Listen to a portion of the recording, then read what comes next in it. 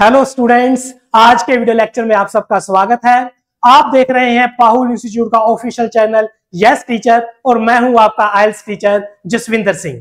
तो आज की जो हमारी क्लास है वो है मल्टीपल ग्राफ्स के ऊपर। मल्टीपल ग्राफ्स क्या होते हैं? इसमें आपके पास लिखने के लिए एक या एक से ज्यादा ग्राफ्स मिलते हैं, अक्सर दो ही होते हैं, जैसे कि लाइन के साथ बार, बार के साथ पाई, पाई के साथ टेबल, टेबल के साथ लाइन। ऐसे कोई भी दो अलग अलग ग्राफ्स आपके सामने आएंगे और आपको उसके ऊपर लिखना है। और स्टूडेंट्स को क्या प्रॉब्लम आती है? स्टूडेंट्स को प्रॉब्लम यह आती है कि इसमें डाटा डबल हो जाता है। इसमें दो ग्राफ्स हैं तो डाटा भी डबल हो गया, लेकिन आपके पास जो समय है वो उतना ही है, 20 मिनट। आपके पास जो वर्ड लिमिट है वो भी सेम ही है, 150 वर्ड्स। तो 150 वर्ड्स और 20 मिनट्स में आपने तकरीबन डबल डाटा लिखना है।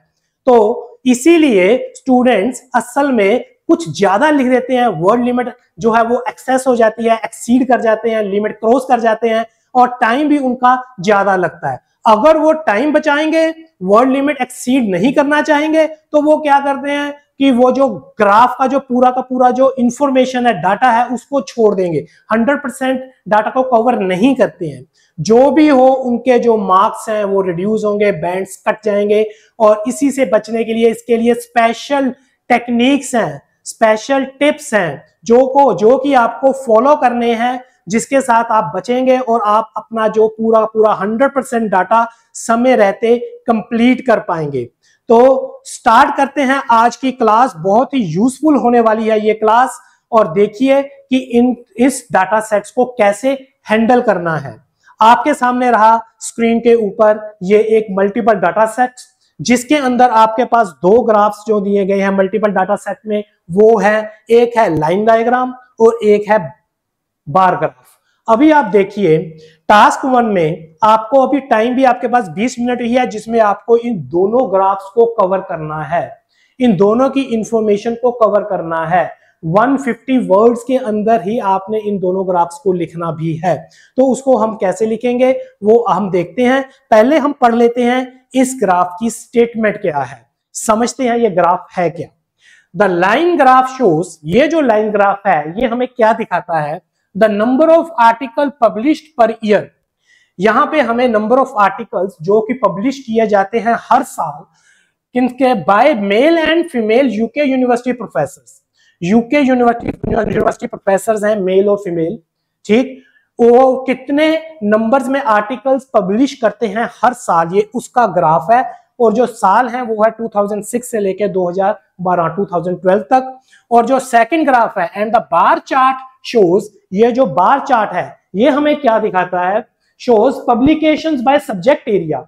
यहां पे भी हमें पब्लिकेशंस हैं हमारे पास जो कि सब्जेक्ट्स के हिसाब से हैं, जो कि सब्जेक्ट्स के हिसाब से डिवाइड किए हुए हैं, ठीक है, over the same time frame.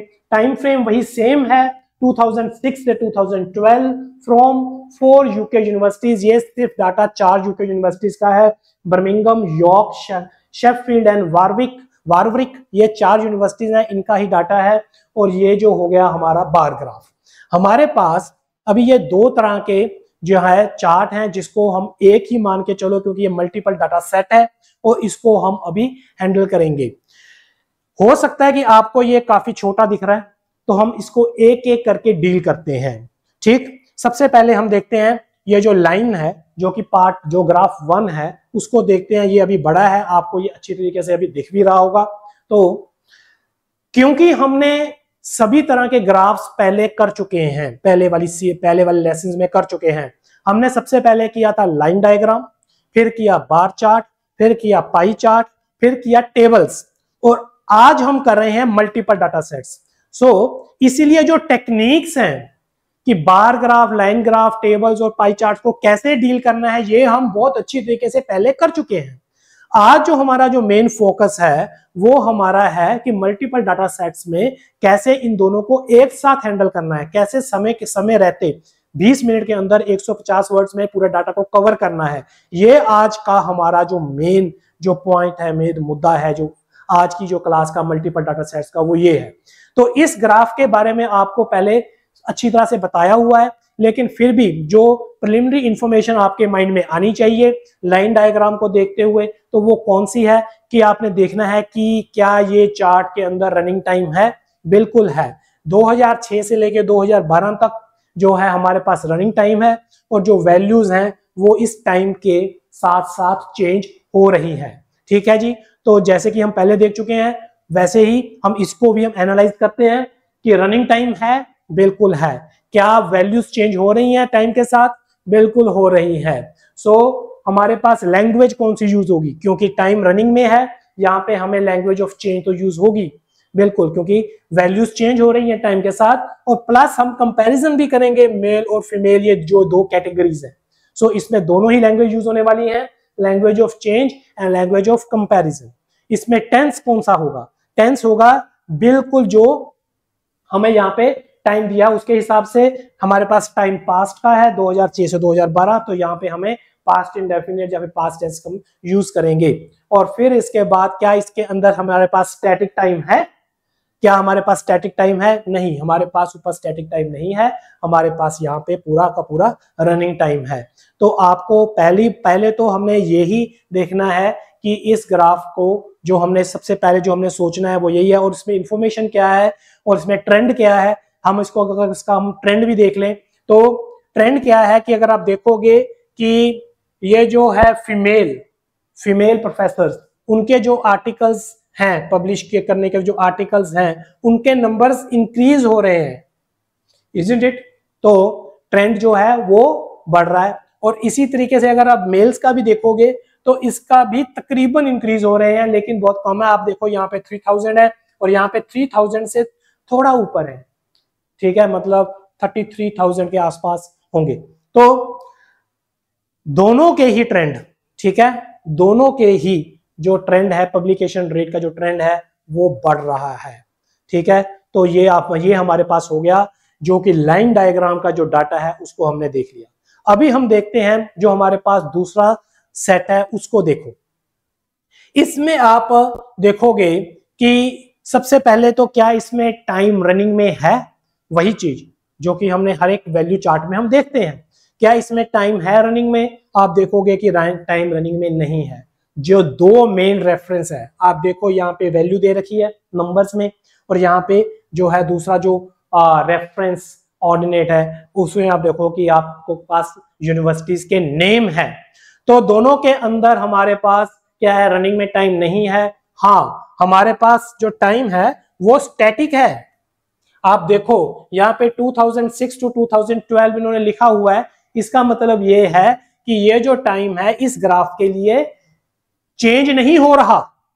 ये जितना भी यहाँ पे जो डाटा है, ये जितनी भी वैल्यूज हैं आर्टिकल्स इन पब्लिकेशंस की किसी भी यूनिवर्सिटी के अंदर, ये इसी समय के दौरान है, समा चेंज नहीं हो रहा है। सो 2006 टू 2012 यहाँ पे रनिंग नहीं है। सो क्या यहाँ पे रनिंग टाइम है? नहीं है। क्या यहाँ पे वैल्यूज चेंज हो रही हैं टाइम के साथ? नहीं हो रही है। मतलब कि 2006 से 2012 ये सारा डाटा ही 2006 से 2012 का है, ठीक है। और यहाँ पे ऐसा नहीं है कि 6 में कुछ वैल्यूज और थी, 7 में कुछ और, 8 में कुछ और, ऐसा नहीं है, ठीक है। तो ये जो 6 से 12 मतलब 6 साल का जो डाटा है वो सारा का सारा डाटा यहाँ पे दे रखा है। तो यहाँ पे वैल्यूज चेंज नहीं हो रही है, डाटा स्टैटिक है, ठीक है जी। सो हमारी लैंग्वेज कौन सी यूज होने वाली है यहाँ पे? तो यहाँ पे लैंग्वेज जो यूज होगी वो होगी only language of comparison, language of change use नहीं होगी। और फिर इसके बाद हम यहाँ पे टेंस कौन सा यूज करने वाले हैं? ये जो टेंस होगा वो होगा पास्ट टेंस, क्योंकि हमारे पास स्टैटिक टाइम से हमें पता चल रहा है कि टाइम जो है वो पास्ट का है, तो डेफिनेटली हम पास्ट टेंस यूज करेंगे। और फिर इसके बाद क्या इसके अंदर स्टैटिक टाइम है? क्या स्टैटिक टाइम है? जी हाँ, इसमें स्टैटिक टाइम है, ये जो आपको सामने दे रखा है। देखिए ये जो लैंग्वेज कौन सी लेनी है, लैंग्वेज ऑफ कंपैरिजन क्या है, लैंग्वेज ऑफ चेंज क्या है, ये स्टैटिक टाइम क्या है, रनिंग टाइम क्या है, ये हम पहले लेसन से चलते आ रहे हैं और करते आ रहे हैं। जिन भी स्टूडेंट्स ने वो पिछले लेसन नहीं देखे तो कृपया पहले वो लेसन आप अच्छी तरह से देख लीजिए, ये बहुत अच्छी तरह से आपको आज का लेसन समझ में आएगा, ठीक है जी। और उसका जो है लिंक्स आपको नीचे डिस्क्रिप्शन में मिल जाएगा। तो ये जो सीरीज है, अगर आप स्टेप बाय स्टेप देख रहे हो तो वो आपको बहुत यूजफुल सीरीज है। आपको कहीं जाने की जरूरत नहीं है, घर बैठ के ही आप अपने 7.5 या उससे भी अधिक बैंड स्कोर की तैयारी आप कर रहे हो और कर पाओगे। ठीक है जी, तो स्टार्ट करते हैं, आगे चलते हैं। अभी हमने देखा लाइन डायग्राम का भी, हमने जो है ब्रीफली हमने देख लिया, हमने देख लिया बार का भी, और बार में हम थोड़ी सी इंफॉर्मेशन भी देख लेते हैं कि इसमें कौन सी इंफॉर्मेशन सबसे इंपॉर्टेंट है, जो कि हमने ओवरव्यू लिखते हुए भी हम लिखेंगे। और ठीक है, हम बॉडी पैराग्राफ्स में भी वो इंपॉर्टेंट इंफॉर्मेशन सबसे ऊपर लिखनी होती है। तो यहाँ पे अगर आप देखोगे तो सबसे बड़ी बड़ी जो बिल्डिंग्स हैं, ये देखिए, ये है ब्लू कलर की, मतलब कि ह्यूमैनिटीज। अगर आप देखो कि ह्यूमैनिटीज जो है, जो ह्यूमैनिटीज में जो पब्लिकेशंस हैं वो सबसे ज्यादा है, वो बाकी के दो साइंस और आर्ट्स से भी ज्यादा है। और ये जो ह्यूमैनिटी है ये सभी यूनिवर्सिटीज में भी ज्यादा है, मतलब ह्यूमैनिटीज डोमिनेट कर रही हैं दोनों सब्जेक्ट्स को भी और सभी यूनिवर्सिटीज को भी। तो ये हो गया हमारा यहाँ का एक इंपॉर्टेंट जो डाटा जो हमें यहां से दिख रहा है। हमने दोनों का डाटा भी देख लिया और उसको थोड़ा सा एनालाइज भी कर लिया। अब हम बिल्कुल रेडी हैं इसकी इंट्रो लिखने के लिए, ओवरव्यू BP1 एंड BP2 लिखने के लिए। अभी आपके पास ये दोनों ग्राफ इस फॉर्म में आएंगे, दोनों एक साथ, और हमने लिखना है। तो अभी आप अपने माइंड में एक चीज और बिल्कुल ध्यान दीजिए कि जब हम इसका डाटा लिखेंगे, आपने इस स्टेटमेंट में पढ़ा कि यहां पे लिखा है द लाइन ग्राफ शोज, पहले लिखा है कि ये लाइन ग्राफ जो है वो हमें क्या दिखा रहा है। फिर इसके बाद यहां पे लिखा हुआ है the bar graph, the bar chart shows, मतलब कि उन्होंने स्टेटमेंट के अंदर दोनों ही ग्राफ को इंट्रोड्यूस किया है, दोनों के बारे में लिखा है। तो हम भी दोनों के बारे में लिखेंगे, और याद रहे एक एक करके लिखेंगे, दोनों को एक साथ नहीं, एक एक करके। जैसे कि इन्होंने लिखा पहले लाइन ग्राफ के बारे में और फिर इसके बाद बार चार्ट के बारे में, बिल्कुल उसी तरीके से हम जब डाटा ऑर्गेनाइज करेंगे, जब हम इंट्रो लिखेंगे, तो इंट्रो में भी हम सबसे पहले लाइन डायग्राम इसके बारे में लिखेंगे, फिर हम पूरा का पूरा डाटा जो भी इंफॉर्मेशन है बार ग्राफ की उसकी लिखेंगे। इसी तरीके से जब हम ओवरव्यू लिखेंगे, तो ओवरव्यू में सबसे इंपॉर्टेंट इंफॉर्मेशन लिखनी है हमने, तो सबसे पहले हम लाइन डायग्राम की लिखेंगे और फिर इसके बाद हम बार ग्राफ की लिखेंगे, वो भी हम एक ही पैराग्राफ में ओवरव्यू में लिखेंगे। और फिर इसके बाद जब हम BP1 एंड BP2 लिखेंगे, उस टाइम पे भी इन दोनों ग्राफ्स को मिक्स नहीं करना। सो सबसे पहले हम BP1 जो लिखेंगे वो लिखेंगे हम लाइन डायग्राम के ऊपर, और जो BP2 लिखेंगे वो लिखेंगे हम बार चार्ट के ऊपर, बार ग्राफ के ऊपर। तो बिल्कुल आपको समझ में आ गया। इसमें जो ऑर्गेनाइजिंग और ग्रुपिंग है वो बिल्कुल सिंपल है। ठीक है, तो अभी सबसे पहले हम देखते हैं इंट्रोडक्शन। ठीक है, इंट्रोडक्शन देखते हैं, जिसमें हम दोनों को एक एक करके लिखेंगे, पहले लाइन और फिर इसके बाद बार, दोनों ही एक ही पैराग्राफ के अंदर, जिसको हम बोल रहे हैं कि हम इंट्रोडक्शन पैराग्राफ। ठीक है जी, अभी इंट्रोडक्शन पैराग्राफ आपके सामने ये रहा। ये जो इंट्रोडक्शन पैराग्राफ आपके सामने जो लिखा हुआ है, ये एक ऑथर के द्वारा लिखा हुआ किसी बुक से लिया गया है। इसको अच्छी तरह से एनालाइज करते हैं और देखते हैं हमारी टिप्स एंड ट्रिक्स भी साथ में, कि डाटा को कैसे कवर करना है, वर्ड लिमिट को कैसे हमने मैनेज करना है, टाइम को कैसे विद इन द लिमिट्स रखना है। भाई अभी अगर आपको वर्ड्स को बिल्कुल मैनेज करना है, तो सबसे पहली बात तो एक है कि आपने बड़े बड़े फ्रेज नहीं लिखने, क्योंकि जब भी हम फ्रेजिंग करते हैं, ठीक है, तो हमारे पास बड़े फ्रेज भी हमें पता है, लेकिन हम उनसे बचेंगे, बड़े फ्रेज नहीं करेंगे, छोटे फ्रेज। ऐसे ही जो सेंटेंस फॉर्मेशंस हैं, बड़ी सेंटेंस फॉर्मेशन ही छोटी सेंटेंस फॉर्मेशंस को रखेंगे, इजंट इट। और उसके हिसाब से हम जो डाटा भी है, वो भी डाटा हम कवर करेंगे, स्वीप करेंगे डाटा। स्वीप करने का मतलब क्या है? हाईएस्ट वैल्यू, लोएस्ट वैल्यू, और पहले हाईएस्ट लिखेंगे और फिर इसके बाद लिखेंगे लोएस्ट, और बाकी का डाटा सारा इसके बीच में ही होगा। सो इस डाटा को स्वीप करके कवर कैसे करना है वो भी हम देखेंगे बॉडी पैराग्राफ्स के अंदर। लेकिन अभी हम कर रहे हैं इंट्रोडक्शन पैराग्राफ। इंट्रोडक्शन पैराग्राफ में अभी आप देखिए, जो मैं आपको टेक्निक बता रहा हूं, एक एक करके मैं यहाँ पे आपके सामने लिखूंगा, उसको हम एनालाइज करेंगे, समय भी बचेगा और आपको अच्छी तरह से समझ में भी आएगा। देखिए ये जो येलो पार्ट में जो आपको दिख रहा है, ये जो इंट्रो लिखी गई है, ये है ओनली लाइन डायग्राम की इंट्रो, ठीक है। और इसके बाद जो आपको ब्लू पार्ट में जो दिख रहा है, ये जो इंट्रो का पार्ट है, ये है बार ग्राफ का।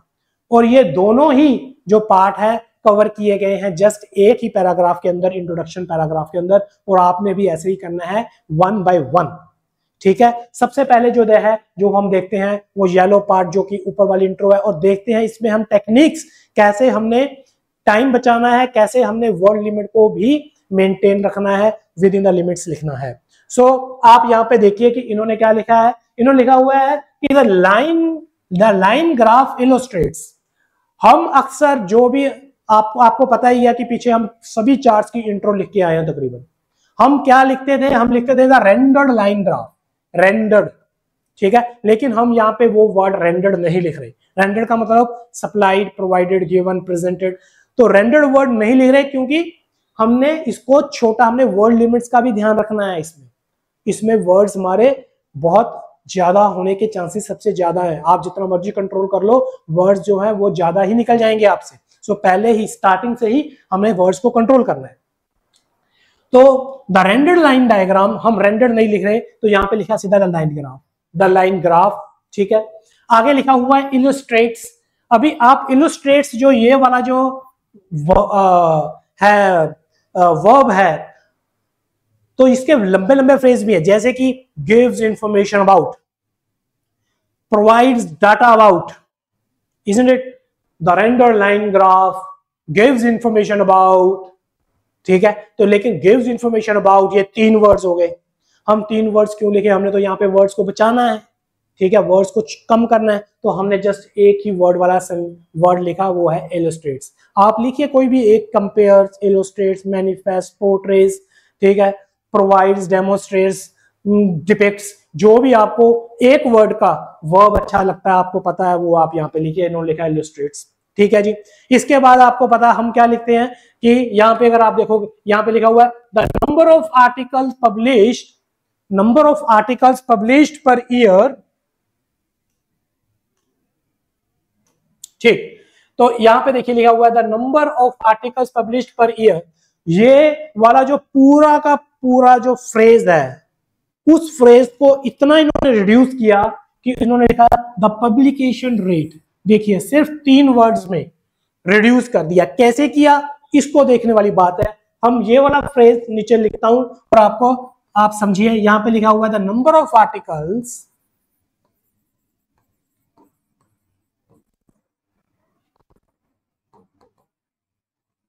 आर्टिकल्स पब्लिश्ड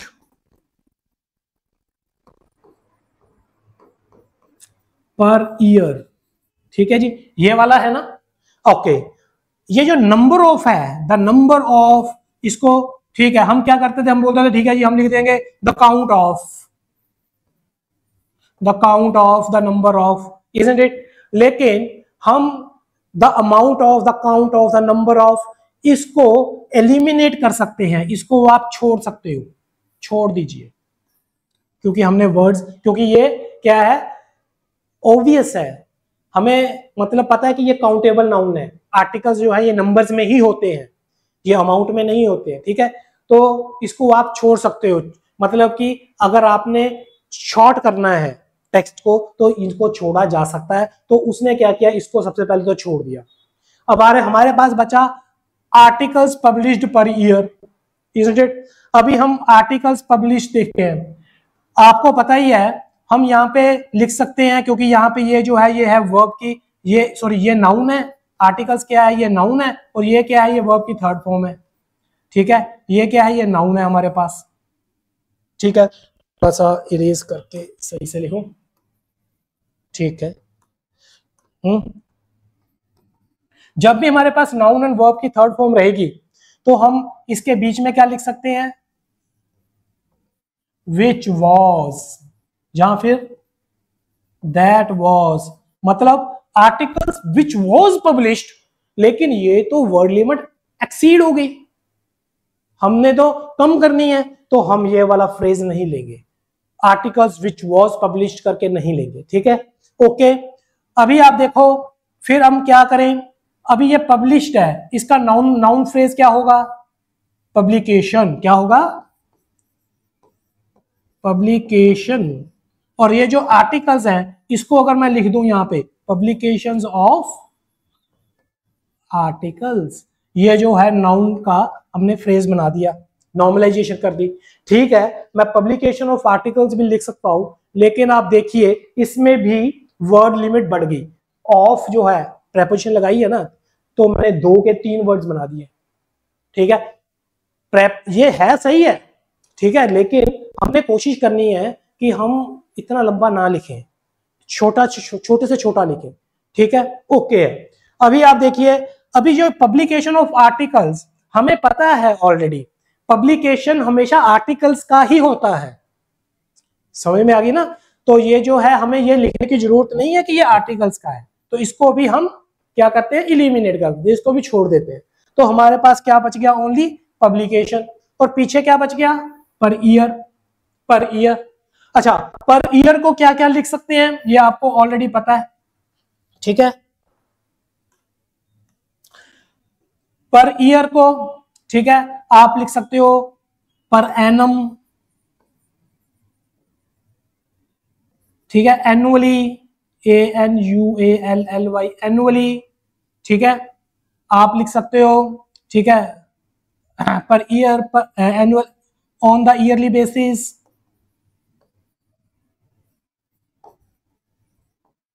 अभी ये जो पर वर्ड है ना, पर वर्ड, इजंट इट, तो आपने साइंस में पढ़ा होगा कि हम इसको बोलते हैं rate, RATE, rate, rate of change, isn't it. तो आप इसको लिख सकते हो annual rate, ANNUAL, annual rate, मतलब कि ईयरली रेट। ठीक है, YEARLY, ईयरली रेट। जब मैं रेट लिख रहा हूं, रेट का मतलब है पर ईयर, मतलब पर है ये। ठीक, तो रेट, तो आप इस तरीके से भी लिख सकते हो। ठीक है, तो हम यहां पे क्या करते हैं, इन्होंने क्या किया, ठीक है, तो ये पब्लिकेशन के साथ पर ईयर को, वैसे तो ये बन गया publication per year, publication per year, लेकिन इसने पर ईयर को लिख दिया रेट। रेट, एनुअल भी नहीं लिखा, तो बन गया ये पब्लिकेशन रेट। आप देखिए ये इतने बड़े फ्रेज को जस्ट 2 वर्ड्स में लिख दिया, द पब्लिकेशन रेट, खत्म। लेकिन मैं आपको बता रहा हूं कि रिकमेंड करूंगा कि आप एनुअल जरूर लिखिए। ठीक है, क्योंकि वो जो इंफॉर्मेशन है वो बहुत इंपॉर्टेंट इंफॉर्मेशन है। तो यहां पे आप लिख सकते हो एनुअल पब्लिकेशन रेट, ये ज्यादा अच्छा है, इजंट इट। 1-2 वर्ड्स ऊपर नीचे हो जाएंगे, कोई फर्क नहीं पड़ता, लेकिन एनुअल पब्लिकेशन रेट, हम जो इंपॉर्टेंट डाटा उसको स्किप नहीं कर सकते, इजंट इट, क्योंकि ये जो रेट है ये ईयर्स के अंदर है। अगर मंथली होता तो हम बोलते हैं monthly rate, annual rate, daily rate. ठीक है, अगर पर डे होता तो उसी हिसाब से, तो हमने इन्होंने अगर रेट लिखा तो कौन सा रेट, तो it is annual rate, so annual publication rate. तो आपको पता चल गया कि देखो ये जो है कि हमारे पास जो इतना बड़ा फ्रेज है उसको हमने रिड्यूस किया, इजंट इट, उसमें हमने रिड्यूस किया, जो चीजें हम छोड़ सकते हैं, जो जिसको लिखने की जरूरत नहीं है, ठीक है, उनको हमने छोड़ा। ठीक, और फिर इसके बाद छोटे से छोटे फ्रेजेस यूज किए, और फिर इसके बाद उन्होंने लिखा ओनली द पब्लिकेशन रेट। हो गया जी, इतना बड़ा जो है उसको जस्ट द पब्लिकेशन रेट करके छोटा करके इन्होंने फ्रीजिंग की। आगे देखिए लिखा by male and female UK university professors, male and female UK university professors. अभी फ्रेजिंग हम करते हैं क्योंकि फ्रेजिंग करनी बहुत जरूरी है, जो राइटिंग का सबसे मेन पार्ट फ्रेजिंग है। ठीक है, सो अभी जो नेक्स्ट है ये देखिए भाई, ये हो गया by male and female UK university professors, ये। सो अभी बाय मेल एंड, हम लिखते हैं, ठीक है, mail and female, mail and female UK university professors. Okay, अभी मेल एंड फीमेल को इन्होंने छोड़ दिया, ठीक है, क्योंकि ये क्या है, ये है कैटेगरीज। क्या है ये? कैटेगरीज। ये देखिए कैटेगरीज है, मेल एंड फीमेल। सो वो अभी यूके यूनिवर्सिटी प्रोफेसर, इन्होंने ये जो यूके है, ठीक है, यूके यूनिवर्सिटी प्रोफेसर, सो इसको इन्होंने क्या लिखा है, यूके बेस्ड यूनिवर्सिटी प्रोफेसर, ठीक है, इन्होंने क्या लिख दिया इसको, यूके बेस्ड, ठीक है, बाकी यही यही यूनिवर्सिटी प्रोफेसर्स, ठीक है, प्रोफेसर्स। अभी इसको लिखने के लिए, ठीक है ना, तो आप ये भी लिख सकते हो जस्ट कि ये जो है ये टू कैटेगरीज ऑफ सीधा ये लिख दो, ठीक है, आप लिख सकते थे two categories of UK based university professors, लेकिन इन्होंने टू कैटेगरीज को ऐसे करके नहीं लिखा, इन्होंने कैटेगराइज्ड बाय, उसको वर्ब में चेंज किया, यहां पे कॉमा लगा के लिखा categorized by male and female, क्योंकि ये दो मेल और फीमेल में कैटेगराइज किए गए ये जो प्रोफेसर हैं, कि मेल को अलग किया गया, फीमेल्स को अलग किया गया, तो ये जो दो कैटेगरीज हैं, तो हम ये भी लिख सकते थे ऑफ टू कैटेगरीज, ठीक है, प्रोफेसर्स ऑफ टू कैटेगरीज, ठीक है, या फिर two categories of UK based university professors लिख सकते थे, लेकिन इन्होंने लिखा कैटेगराइज्ड बाय, यहां देखिए university professor, UK based university professors categorized by male and female, यहां तक ये हो गया, समझ में आ गया जी। इसके बाद आप नेक्स्ट देखिए, and the bar chart shows, bar chart क्या हमें दिखा रहा है, ठीक है, अभी आप देखो, क्योंकि यहां से बार चार्ट स्टार्ट हो गया, और यहां पे भी देखिए and the bar chart measures, यहां पे हमने जो वर्ब ली इलस्ट्रेट्स ली थी, इलस्ट्रेट्स, अभी जो है वो ली है मेजर्स, ठीक है, दो अलग अलग लेकिन लेनी एक ही वर्ड वाली है, ठीक है, जो कि इन्होंने मेजर्स लिया, ठीक है। इसके बाद आगे थोड़ा बोर्ड क्लियर करते हैं, ठीक है जी, ठीक है।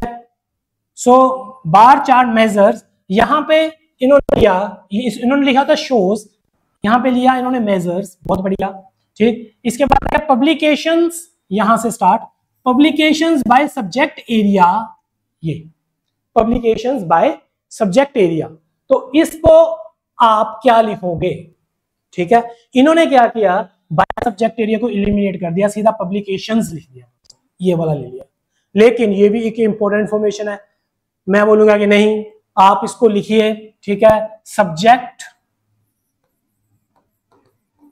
सब्जेक्ट वाइज पब्लिकेशंस, हमने लिखा WISE वाइज, ये हैश लगाने के बाद, ठीक है, तो आप ये हाइफन लगाने के बाद वाइज लिखा, तो ऐसे सब्जेक्ट वाइज, ये एक वर्ड हो गया और ये एक वर्ड हो गया, इसका मतलब क्या है, इसका मतलब ये है कि पब्लिकेशंस बाय सब्जेक्ट एरिया, ठीक है, तो इन्होंने ओनली क्या लिखा, पब्लिकेशंस लिखा, आगे इन्होंने लिखा over the same time period, ये टाइम लिख दिया इन्होंने, लेकिन इन्होंने टाइम नहीं लिया, टाइम फ्रेम यहां तक, फिर इसके बाद ये जो है प्लेस पीछे आ गया। एक चीज और, हमेशा जो रूल है MPT वाला, उसको आप याद रखिए कि हमेशा हम पहले हम प्लेस लिखेंगे, ठीक है, फिर इसके बाद हम टाइम लिखेंगे।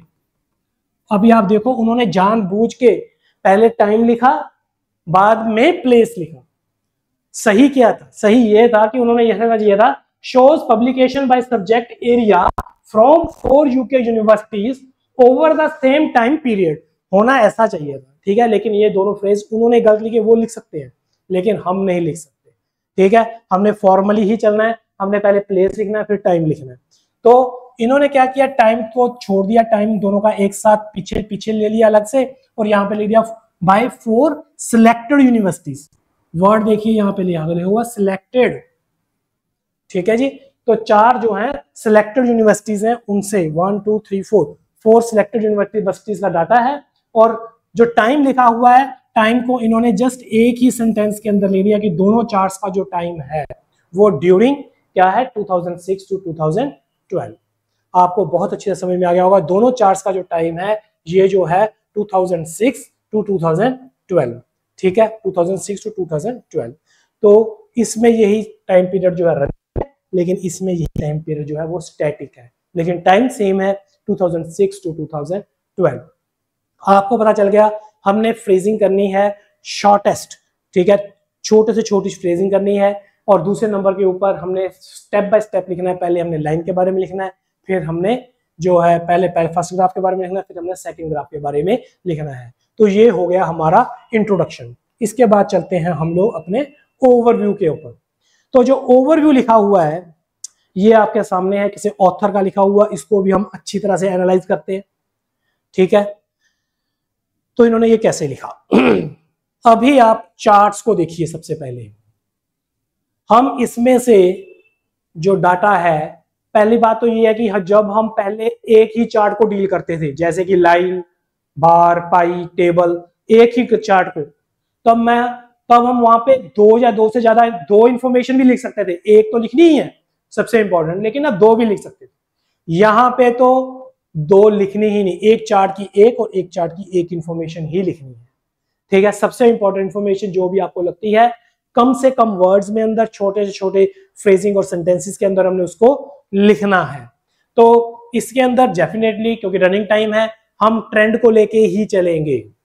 दोनों का, मेल एंड फीमेल दोनों का जो पब्लिकेशन रेट है, आर्टिकल्स पब्लिश कर रहे हैं, दोनों के नंबर्स बढ़ रहे हैं, isn't it, during the time period. काफी है ये, इतना भी लिखना काफी है, ठीक है। और यहाँ पे अगर आप देख रहे हो तो ह्यूमैनिटीज जो है, ह्यूमैनिटीज ये जो है बाकी जो दो टाइप्स के जो पब्लिकेशंस है, सब्जेक्ट्स हैं, उनसे ज्यादा पब्लिश किए जाती है हर एक यूनिवर्सिटी के अंदर।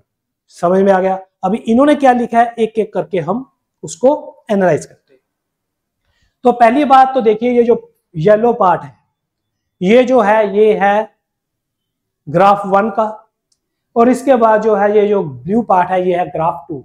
सबसे पहले हम येलो पार्ट को देखते हैं, ठीक। इन्होंने लिखा overall the publication rate of male professors remain more or less stable, ठीक है। इन्होंने क्या लिखा कि चेंज के ऊपर ही लिखा, ट्रेंड के ऊपर ही लिखा, ठीक है।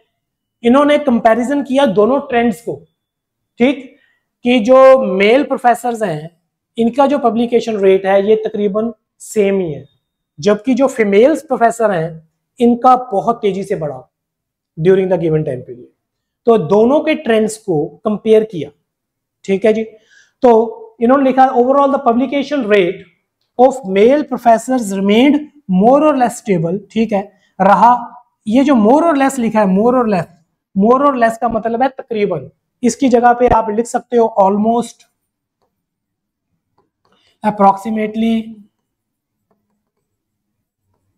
नियरली, ठीक है, मोर और लेस। तो इनमें कुछ भी हो सकता है, लेकिन मोर और लेस की जगह पे एक वर्ड यूज करो, ज्यादा अच्छा है, तो वो उतना ही हमारे वर्ड लिमिट हमें मेंटेन करने में आसानी होगी। सो यहाँ पे रिमेन ऑलमोस्ट स्टेबल, तकरीबन उसका स्टेबल ही रहा, जबकि where as those for females increase significantly. अभी यहाँ पे आप देखिए ये दोज फॉर क्यों लगा, स्टूडेंट्स असल में यहाँ पे गलती करते हैं, वो सीधा ही ले देंगे whereas female increase significantly. यहाँ पे फीमेल नहीं, ये दोज का मतलब है ये पब्लिकेशन रेट, ये दोज लगा है पब्लिकेशंस के लिए, पब्लिकेशन रेट, इसका मतलब है publication rate for female increased significantly, ठीक है जी। So those for females increased significantly तेजी से बढ़ा, ठीक है जी। तो मेल प्रोफेसर का remain almost same, where as those for females increase significantly. ये तो हो गया अपना येलो पार्ट, हमारा हो गया इसका। अभी आप नेक्स्ट देखिए, यहां पे simple, it can also be seen that, देखिए जब हम ओवरव्यू लिखते हैं तब हम कोई इंट्रोडक्टरी फ्रेज लिखते हैं जिससे पता चलता कि आप ओवरव्यू लिखने जा रहे हो, जैसे कि overall it can be seen that, at the first glance it is evident that, it is clear that, it is noticeable that. ये जो फ्रेजेस हैं ये इंट्रोड्यूस करते हैं ओवरव्यू को, इजंट इट। तो यहां पे जो इन्होंने लिया वो लिया ओवरऑल, ये जो ओवरऑल लिया ये लिया पहले, ठीक है ना, जो पहला ग्राफ है उसके ओवरव्यू को इंट्रोड्यूस करने के लिए, और इसको ब्रेक कर दिया, और इसका जो पीछे वाला पार्ट था it can be seen that, तो वो यहाँ पे आ गया, it can also be seen that यहाँ पे आप देखिए, ठीक है ना। So overall it can be seen that, ठीक है। तो देखिए ओवरऑल हम क्या करते थे, it can be seen that, इन्होंने इसको दो में कर लिया। ओवरऑल जो है ये इन्होंने फर्स्ट में ले लिया, और इट कैन बी जो सीन दैट है वो जो है सेकंड को इंट्रोड्यूस करने के लिए इन्होंने सेकंड ओवरव्यू के लिए, सेकंड ग्राफ के ओवरव्यू को इंट्रोड्यूस करने के लिए ले लिया। सो यहाँ पे ऑल्सो लगा दिया, साथ में ऑल्सो लगा दिया, क्योंकि यहाँ ये भी देखा जा सकता है, ठीक है। तो सीसी का पार्ट है और बढ़िया है, और मैं तो ये बोलूंगा कि आप इसी को ही यूज कीजिए वहां पे, अगर मल्टीपल डाटा सेट्स आ जाते हैं ओवरऑल फर्स्ट के लिए, it can also be seen that करके सेकंड के लिए, ठीक है ना, सेकंड ओवरव्यू को इंट्रोड्यूस करने के लिए। तो ये भी देखा सकता है कि द मेजॉरिटी ऑफ पब्लिकेशंस किसमें थे, वर इन द ह्यूमैनिटीज। तो मेजॉरिटी ऑफ, आप देखिए कि ह्यूमैनिटीज सब में ज्यादा है, सभी यूनिवर्सिटीज में ज्यादा है, और बाकी वाले जो दो पब्लिकेशंस हैं इनसे भी ज्यादा जो है वो कौन सी है, वो ह्यूमैनिटीज है। तो कितना सिंपलेस्ट वे में ये जो सेकंड भी है इसको भी लिख दिया, तो आपको अच्छी तरह से समझ में आ गया होगा। हमारा जो मेन पर्पस है, हमें शॉर्ट करके लिखना है। तीन मेन चीजें जो आपको दिमाग में रखनी है। पहली कि हमने टाइम को सेव करना है।